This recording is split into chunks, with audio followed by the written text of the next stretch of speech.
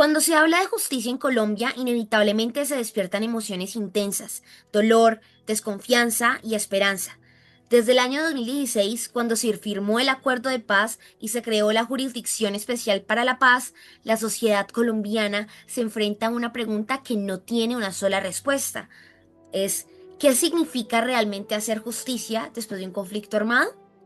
La justicia transicional como marco teórico y jurídico no busca reemplazar la justicia tradicional, sino responder a contextos donde el derecho penal clásico no basta.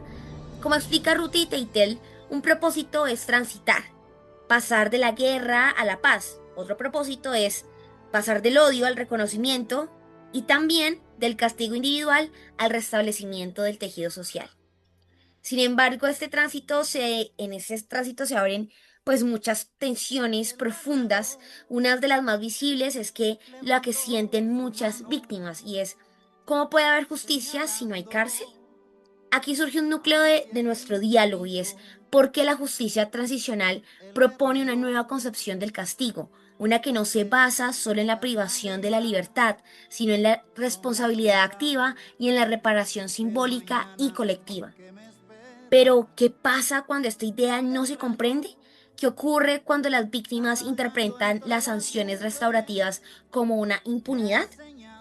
Este podcast busca responder justamente eso, y es por qué la falta de pedagogía en justicia transicional puede distorsionar el sentido del castigo y dificultar el reconocimiento de la verdad, sobre todo en las víctimas.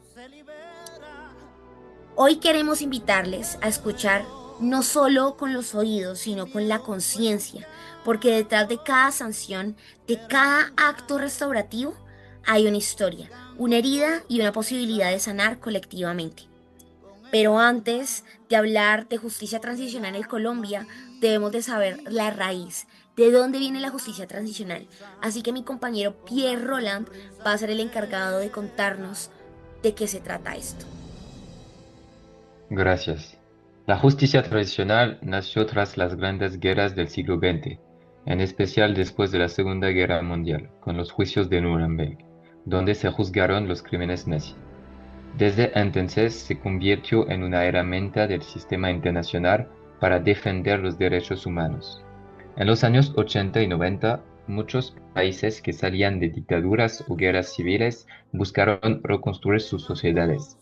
La justicia tradicional adoptó entonces una nueva forma, no solo castigar, sino también ayudar a las víctimas a reconstruir la verdad y evitar que la violencia se repita. Surgieron así las comisiones de la verdad, espacios no judiciales para escuchar y reconocer a las víctimas. El caso más emblemático fue el de Sudáfrica, donde estas audiencias públicas ayudaron a sanar heridas y avanzar hacia la reconciliación. Hoy, gracias a estas experiencias, la justicia tradicional dejó de ser una respuesta excepcional y se volvió una herramienta permanente para construir paz.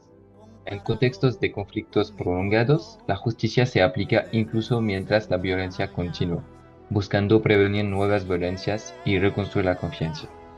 En este espíritu nació el modelo colombiano. Desde 2016, con el Acuerdo de Paz, Colombia creó el Sistema Integral de Verdad, Justicia, Reparación y No Repetición, donde la JEP no solo juzga a los responsables, sino que también escucha a las víctimas y promueve la reconciliación. Sin embargo, las experiencias internacionales muestran los límites de este modelo. El caso de Sudáfrica lo evidencia claramente. Como lo señala Mahmoud Mandani, la definición estrecha de víctima y el criterio político para reconocer violaciones excluyeron a miles de víctimas, así que dejaron fuera del proceso a muchos responsables. Entonces, de una amnistía pensada como individual, se pasó a una amnistía colectiva que alimentó la sensación de impunidad. De los cerca de 80.000 detenidos y 20.000 torturados en el periodo, solo 20.000 fueron reconocidos, mientras millones de desplazados nunca fueron escuchados. Este ejemplo evidencia una tensión central alrededor de la justicia tradicional. Cómo equilibrar justicia restaurativa y retributiva, verdad y reconciliación. Continuando por la idea desarrollada por nuestro compañero Pierre, es importante agregar que cuando hablamos de justicia en el contexto del conflicto armado colombiano, siempre aparece una pregunta bastante difícil, y es la de ¿realmente hay justicia o hay impunidad? La Jurisdicción Especial para la Paz nació para buscar la verdad y poner en el centro a las víctimas, pero claro, no todos están convencidos de eso.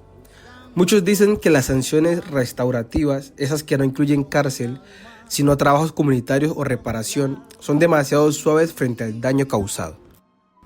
Varias víctimas sienten que no hay un castigo proporcional y además hay desconfianza en la verdad que entregan los responsables. Incluso hay dudas sobre si el Estado tiene la capacidad económica y moral para hacer cumplir esas sanciones. Por eso, debido a la poca eficacia de la JEP, se escuchan voces como estas. ¿Cómo me dicen que es justicia si el que mató a mi hijo no pisó una cárcel? Tal vez la pregunta no sea si hay castigo, sino si hemos entendido lo que significa justicia en un momento de transición.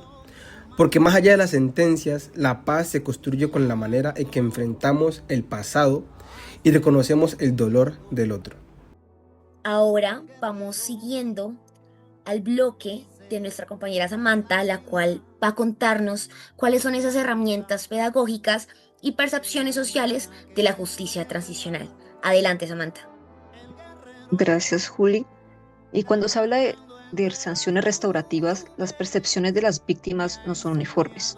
Algunas sienten que las sanciones no alcanzan a compensar el daño causado. Otras las valoran porque priorizan la verdad y la reparación sobre el castigo. Parte de esas diferencias tiene que ver con cómo se implementan y cómo se hace seguimiento a las sanciones. El acuerdo final crea un mecanismo de apoyo a la JEP para verificar el cumplimiento de las sanciones propias, que se materializan en los TOAR, trabajos, obras y actividades con contenido restaurador. Este mecanismo de monitoreo y verificación de sanciones propias articula 3 componentes independientes: la sección de primera instancia para casos de reconocimiento de verdad y responsabilidad, la Secretaría Ejecutiva de la JEP y la misión de verificación de la ONU en Colombia. Además, las sanciones propias solo se imponen a quienes reconocen responsabilidad y aportan verdad exhaustiva, plena y detallada. Para muchas víctimas, saber que existe este control institucional y que las sanciones tienen condiciones específicas genera una percepción más positiva. Sin embargo, cuando este mecanismo no se visibiliza o las comunidades no reciben información clara sobre los TOAR, prevalece la desconfianza, la idea de que las sanciones no se cumplen realmente. En contraste, herramientas como Archivos Vivos, lanzada por la JEP, muestran cómo la pedagogía y la comunicación pueden cambiar esas percepciones. Este micrositio permite interactuar con fragmentos de las audiencias de reconocimiento de los casos 1 y 3 y está dirigido a docentes, estudiantes, periodistas y ciudadanos que buscan entender mejor la justicia transicional. Iniciativas así no solo abren la información, sino que acercan a la sociedad a las voces de las víctimas y los comparecientes. Cuando las personas pueden ver, escuchar y comprender estos procesos, las sanciones restaurativas dejan de ser una idea abstracta y se convierten en una experiencia visible de verdad y reparación. Por eso, la pedagogía en torno a la JEP no se trata solo de explicar normas. Es una forma de reconstruir confianza y permitir que las víctimas se reconozcan como parte activa de la justicia y no solo como testigos de ella. Muchísimas gracias, Sam. Ahora, después de recorrer este análisis, parece claro que el mayor reto de la Jurisdicción Especial para la Paz no está en los castigos que impone, sino en cómo los comprendemos como sociedad. La justicia transicional no se mide en años de cárcel, sino en su capacidad para generar verdad, reparación y garantías de no repetición. En palabras de Pablo Grief, uno de los teóricos más influyentes en el campo, la justicia transicional no se trata de borrar el pasado, sino de construir las condiciones para que el pasado no determine el futuro. Así que, este propósito solo puede cumplirse si existe pedagogía, si se enseña qué significa sancionar de manera restaurativa y por qué ese enfoque no equivale a impunidad, sino una forma más compleja de asumir esa responsabilidad. La pedagogía en justicia transicional entonces se convierte en un puente entre el derecho y la memoria, entre las víctimas y las instituciones.